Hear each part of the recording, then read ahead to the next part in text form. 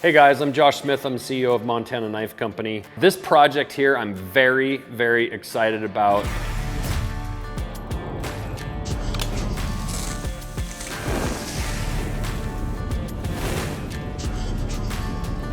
We're calling this our Traditions drop. This is a throwback to the hunting knives that I used to build all the time as a custom knife maker. And when I selected material to build a custom hunting knife for somebody, for something special for Christmas or whatever occasion it might be, I always used desert ironwood. And the reason for that desert ironwood is the fact that that wood is so hard grained, it's so closed grained, it doesn't accept or soak up any oil or blood or water.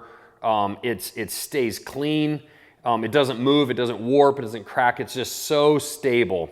And so we decided to do a Traditions knife where we put desert ironwood on our blades. And so we have our Blackfoot, our Whitetail, our Stonewall, and our Super Cub. And we're offering desert ironwood handles in all 4 of those models with a custom sheath from Francesca at Teton Leather. And these handles are just so cool. And what's really cool about this desert ironwood is every piece is unique. It's a lot like a fingerprint. And you're gonna see here, as Henry kind of pans over the knives, you're gonna see the variation in wood, grain, and look that you're gonna get. So when you buy one of these knives off of our website, you're not sure what you're gonna get. Whether you get one that's a little darker, a little lighter, lots of burly grain to it, more straight grain. It's a total crapshoot as to what you're gonna get, but that's why I absolutely love desert ironwood, is it has so many different looks to it. When I would go to the Atlanta Blade Show, I would choose desert ironwood handles, and it was one of my favorite parts of going to a show. It still is, going and selecting material. And I would select all different looks and types of wood, and that way when I put a knife up for sale, it didn't look like any other knife that I had made just because of the uniqueness of the wood. Now again, desert ironwood grows down in the desert of the southern United States and then a lot of it in Mexico. It's so hard that it puts up to the abuse of that environment in the desert, and it makes for a really great handle for a hunting knife. Again, a lot of woods tend to absorb moisture. Desert ironwood doesn't do that. These handles are not stabilized. You can't stabilize desert ironwood. It just won't take the resin in. It's so hard. Now, the other thing we did with these handles is these are glued on. And the reason for that is ironwood is still a natural material. So if it does want to move at all, they're glued to these tangs. They can't move. They can't come off. In fact, we've had this knife sitting out stuck in a wood block on top of a whiskey barrel for about 7 months now, all through the winter.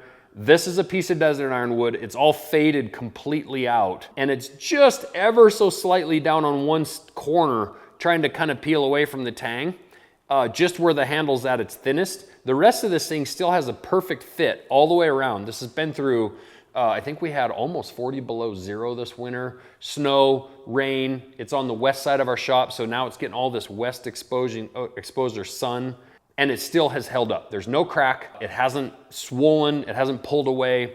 The glue that we're using to hold these knives to this tang is really legit. So again, desert ironwood, Traditions drop. Absolutely beautiful. I'm probably the most excited about this drop that I have been of any. I haven't even seen the wood on these 4 knives as I'm pulling them out here. Henry has it set up. Just super, super cool. This one's a little lighter with some dark grain running through it. All 4 of these knives alone are completely different. So thanks for checking this out, guys. Check out the Traditions drop. These are knives you're gonna wanna pass down for generations. This is about as custom as you can get in a production style knife. Thanks, guys.